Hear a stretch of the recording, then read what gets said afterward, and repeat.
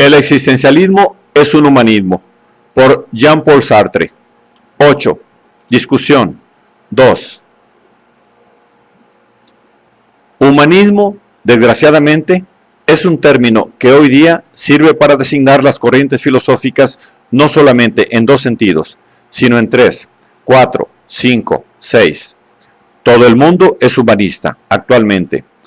Aún ciertos marxistas que se descubren racionalistas clásicos son humanistas en un sentido deslavazado, derivado de las ideas liberales del siglo pasado, el de un liberalismo refractado a través de toda la crisis actual. Si los marxistas pueden pretenderse humanistas, las diferentes religiones, los cristianos, los hindúes y muchos otros se pretenden también ante todo humanistas. Y lo mismo pretende el existencialismo, y de una manera general todas las filosofías. Actualmente, muchas corrientes políticas se titulan igualmente humanistas. Todo esto converge hacia una especie de tentativa de restitución de una filosofía que, a pesar de su pretensión, en el fondo rehúsa comprometerse. Y rehúsa comprometerse no solamente desde el punto de vista político y social, sino también en un sentido filosófico profundo. Cuando el cristianismo se pretende ante todo humanista, es porque rehúsa comprometerse, porque no puede comprometerse. Es decir, participar en la lucha de las fuerzas progresistas, porque se mantiene en posiciones reaccionarias frente a esta revolución.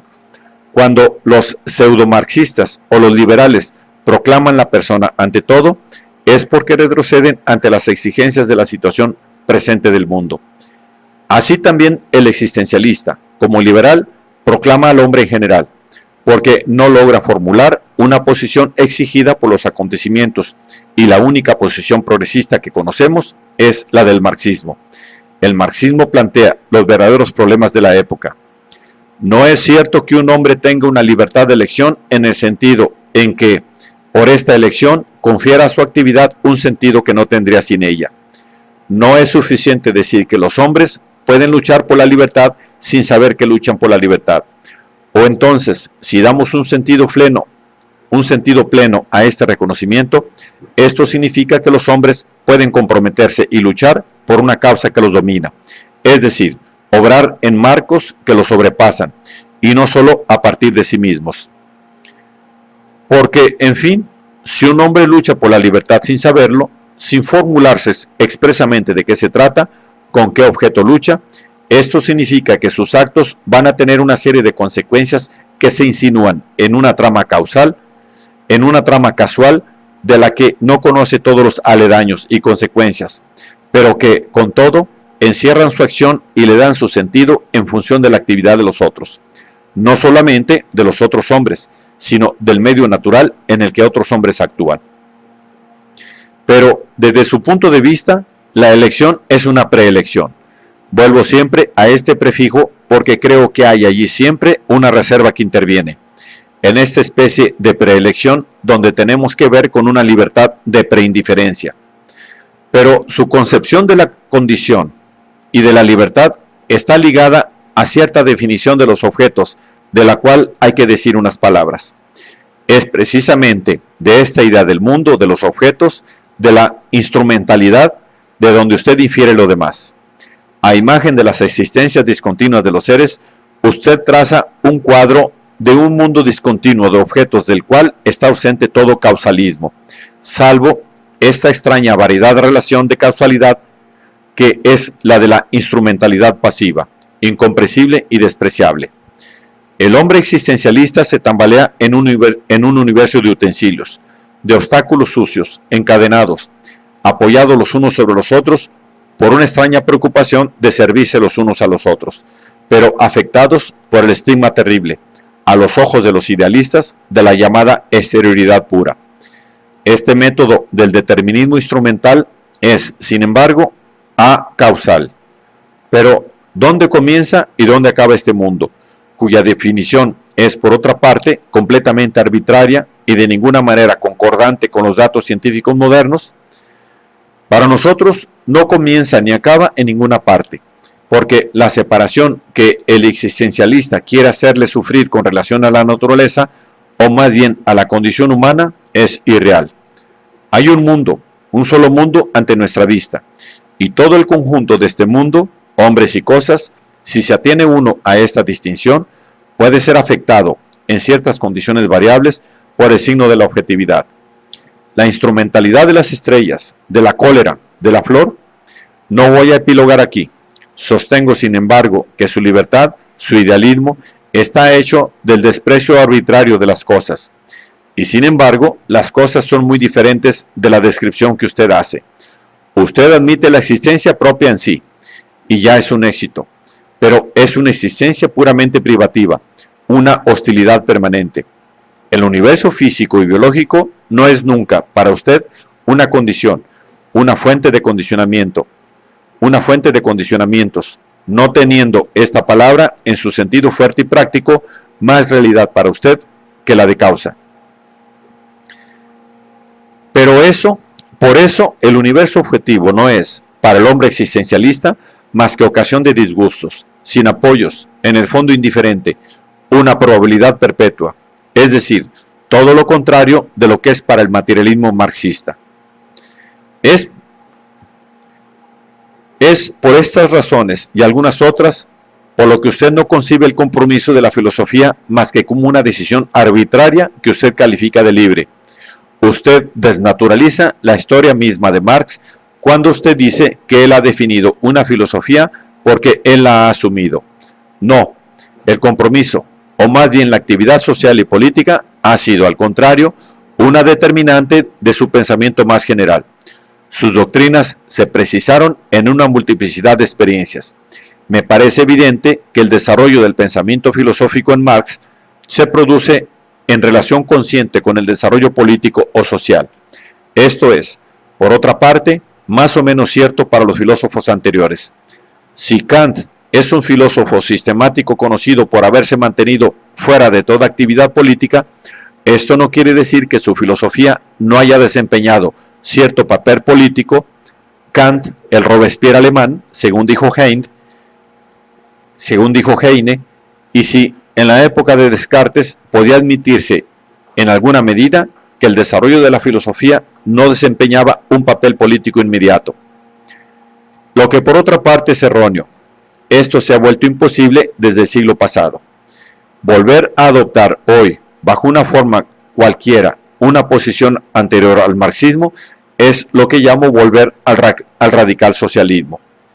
El existencialismo, en la medida en que puede dar lugar a voluntades revolucionarias, debe, pues, comprometerse ante todo en una operación autocrítica. No pienso que lo haga de buena gana, pero será necesario.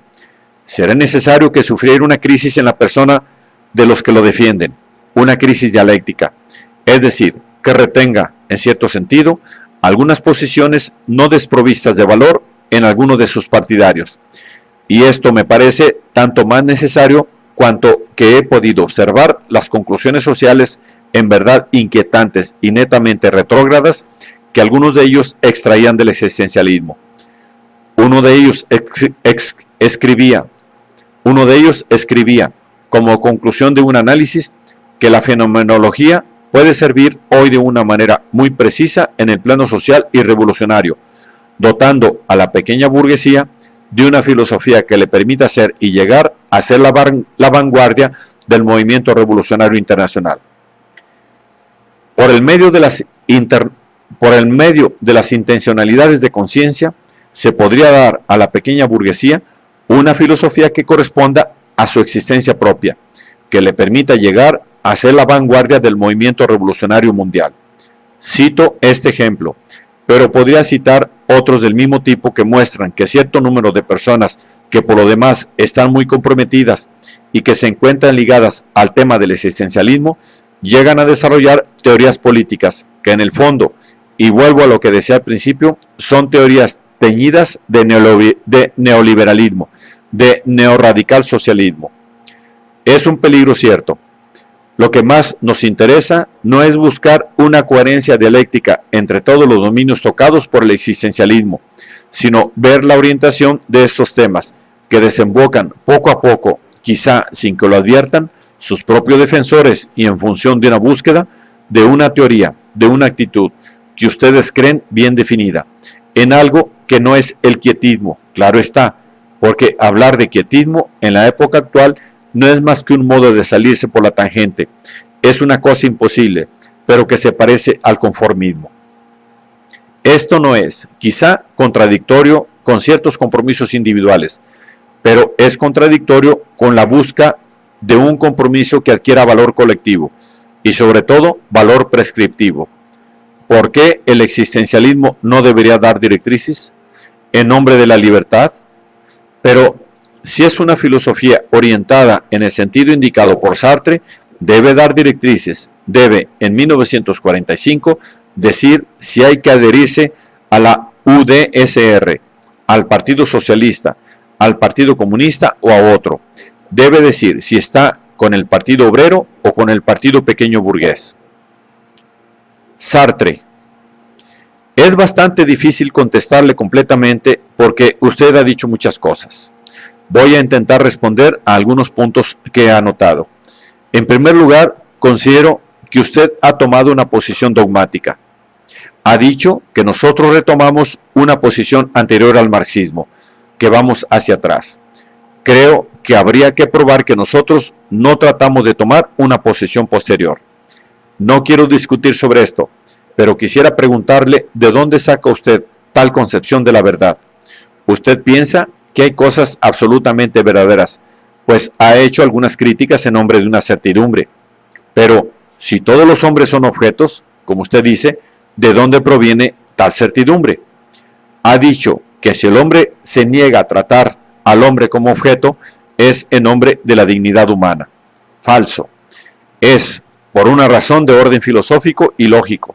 Si usted postula un universo de objetos, la verdad desaparece.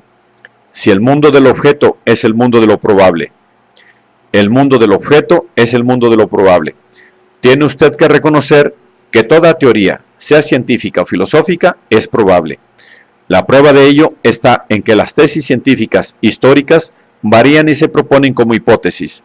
Si admitimos que el mundo del objeto, el mundo de lo probable, es bínico, no tendremos más que un mundo de probabilidades. Y así, como es necesario que la probabilidad dependa de cierto número de verdades adquiridas, ¿de dónde viene la certidumbre? Nuestro subjetivismo permite certidumbres a partir de las cuales nosotros podemos coincidir con usted en el plano de lo probable y justificar el dogmatismo que ha mostrado usted en su exposición y que es incomprensible en la posición que usted toma. Si usted no define la verdad, ¿cómo concebir la teoría de Marx de otro modo que como una doctrina que aparece, que desaparece, se modifica y solo tiene valor de teoría? ¿Cómo hacer una dialéctica de la historia si no empieza por establecer cierto número de reglas? Nosotros las encontramos en el cogito cartesiano. No podemos encontrarlas sino situándonos en el terreno de la subjetividad. Nunca hemos discutido el hecho de que el hombre constantemente es un objeto para el hombre, pero a la recíproca es necesario, para captar el objeto como tal, un sujeto que se capte como objeto. Luego, me habla usted de una condición humana que llama algunas veces precondición y habla de una predeterminación. Lo que se le ha escapado aquí es que nosotros nos adherimos a muchas de las descripciones del marxismo. Usted no puede criticarme como critica a personas del siglo XVIII, que lo ignorarían todo en esta materia. Lo que nos ha dicho de la determinación lo sabíamos desde hace mucho tiempo. El verdadero problema para nosotros es definir en qué condiciones hay universalidad. Puesto que no hay naturaleza humana, ¿cómo conservar en una historia que cambia constantemente los suficientes principios universales para poder interpretar, por ejemplo, el fenómeno de Espartaco, lo que supone un mínimo de comprensión de la época? Estamos de acuerdo en este punto, que no hay naturaleza humana. Dicho de otra manera, cada época se desarrolla siguiendo leyes dialécticas y los hombres dependen de la época y no de una naturaleza humana. Nabil, cuando usted trata de interpretar, dice, es porque nos referimos a cierta situación. Por nuestra parte, nosotros nos referimos a la analogía o a las diferencias de la vida social de esa época comparada con la nuestra. Sí, por el contrario, tratamos de analizar esta analogía en función de un tipo abstracto, nunca llegaremos a nada. Así, suponga usted que dentro de 2000 años no se disponga para analizar la situación actual más que de tesis sobre la condición humana en general. ¿Cómo se haría para analizar esto retrospectivamente? Sería imposible. Sartre. Nunca hemos pensado que no hubiera que analizar condiciones humanas ni intenciones individuales. Lo que llamamos la situación es precisamente el conjunto de condiciones materiales y hasta psicoanalíticas, que en una época dada definen precisamente un conjunto. Nabil. No creo que su definición esté de acuerdo con sus textos. Se deduce con todo que su concepción de la situación no es del todo identificable, ni muy de lejos con una concepción marxista, porque niega la causalidad. Su definición no es precisa, se desliza a menudo hábilmente de una posición a otra, sin definirlas de manera suficientemente rigurosa. Para nosotros, una situación es un conjunto construido que se revela por toda una serie de determinaciones, y de determinaciones de tipo causal, incluida la causalidad de los tipos estadísticos.